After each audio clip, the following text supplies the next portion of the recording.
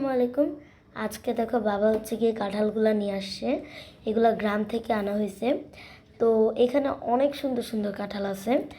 আর বাবা যখন কাঁঠালগুলো নিয়ে আসছিল তখন হচ্ছে গিয়ে আমার মিহিরে আমি হচ্ছে গিয়ে এখানের মধ্যে হাতটা দিছিলাম। তো দেওয়ার পরে মানে ও তো হচ্ছে গিয়ে লাফ দিয়ে হাত ছড়ে ফেলছে। মানে অনেক সুন্দর করে হচ্ছে গিয়ে এই কাঁঠালগুলা বাবা আনছে গ্রাম থেকে, পুরো পিওর কাঁঠাল, গাছের কাঁঠাল এগুলা, মানে গ্রামের গাছের কাঁঠাল।